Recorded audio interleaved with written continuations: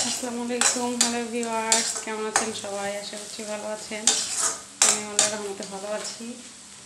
তো আজকে হচ্ছে এই যে কবুতরের মাংস ভুনা করব। এখানে অল্পই 2টা কবুতরের বাচ্চা, তাও এখানে 2টার মধ্যেও মাশাআল্লাহ আধা কেজি মাংস হয়ে যাবে। এটা হচ্ছে আমি কেটে কুটে বেছে নিছি, শুধু পেঁয়াজ দিয়ে রান্না করবো। পেঁয়াজটা ভেজে নিলাম মশলা সহকারে। এবার হচ্ছে এখানে দিয়ে দিব আর একটু হইলে পরে দিয়ে দিব। এটা হচ্ছে আমার নিজের পালনকৃত কবুতরের মাংস। আমি আসলে অনেক আগে থেকে, 5-6 বছর আগে থেকে ফার্মিংয়ের সাথে যুক্ত আছি। আমার হাঁস, মুরগি, কবুতর, হাঁস অবশ্য পরে নিছি, কিন্তু হচ্ছে আমি ফার্স্ট টাইম হচ্ছে এমনি শখে কবুতর পালতাম, সেটা আরও 10 বছর আগে, মানে বিয়ের পর।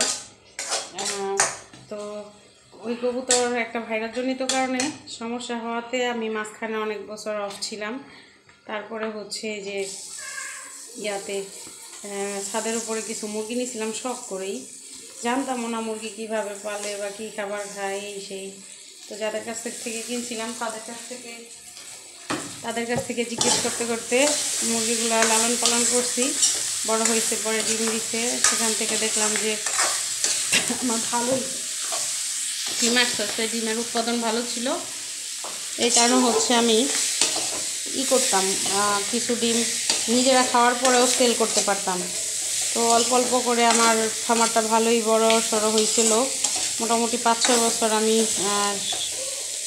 সুনামের সাথেই আমার ব্যবসাটা পরিচালনা করতে পারছি। ঠিক আছে, কেউ ডিম নিত, বাচ্চা ফুটাইতো, খাওয়ার জন্য ডিম নিত, মুরগির বাচ্চা কিন্তু মুরগি নিত, সব কিছুই ভালো ছিল। এরপরে হাঁস নিছি, হাঁস মুরগি সব কিছুতে আলহামদুলিল্লাহ আমার আল্লাহ বরকত দিছে। কিন্তু কবুতরটাও ভালোই, কিন্তু একটু খরচ বেশি। আমি হাঁস মুরগি গত রমজানে হচ্ছে, এবছরই রমজানে ছেড়ে দিছি হাঁস মুরগি। এখন আর লালন পালন করি না, জানি না ভবিষ্যতে নেব কি না। মাঝে মাঝে ইচ্ছা হয়, কিন্তু আবার চাপ পড়ে যায় সাংসারিক সব কিছু সামলাইয়া, ওগুলোর পেছনে ওইভাবে আর সময় দেওয়া হয় না। এই কারণে একটু অফ আছি। কিন্তু কবুতরটা রয়ে গেছে। কবুতর বর্তমানে গরম তো একটু বাচ্চা উৎপাদন কম, কিন্তু তারপরও যেটা আসে আমাদের, মানে মাসে 3 বার আমরা কবুতরের মাংস খেতে পারি। তো এটাতে আলহামদুলিল্লাহ, কারণ হচ্ছে এখন বর্তমান মার্কেট বাজারে কবুতরের মাংসের প্রচুর দাম, আর তাও অরিজিনালটা ভালো খাবার খাওয়াইয়া পালে ওই রকম জানাশোনা নাই। সেক্ষেত্রে নিজেদের উৎপাদিত মাংস, কবুতরের মাংস খাওয়াটাই ভালো। এটা রুগীদের জন্য উপকারী, কারণ কবুতরের মাংস খেলে নাকি রক্ত স্বল্পতা দূর হয়। এই কারণে আমি নিজেদের ফার্মেরটাই ইউজ করি। তো সবাই ভালো থাকবেন। এখন আমি এই যে এটা কষাচ্ছি, মাংস পেঁয়াজ কষাচ্ছি, একটু পরে হালকা করে পানি দিব, মানে এটা শুধু পেঁয়াজ দিয়ে ভুনা করলাম এই আর কি। আর ওইদিকে হচ্ছে আমি নিরামিষ রান্না করছি। এই নিরামিষ, এটার মধ্যে অনেক উপকরণ আছে, যে কালি জিরা দিয়ে বাগার দিছি। এটা আমার হাতের নিরামিষটা সত্যি অনেক মজা হয়।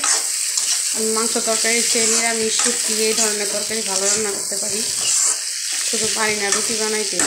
আমি এখনও পর্যন্ত আমার এই বিবাহিত লাইফে ভালো রুটি বানাইতে পারিনি, এটাই দুর্বলতা। তো যাই হোক, সবাই ভালো থাকবেন।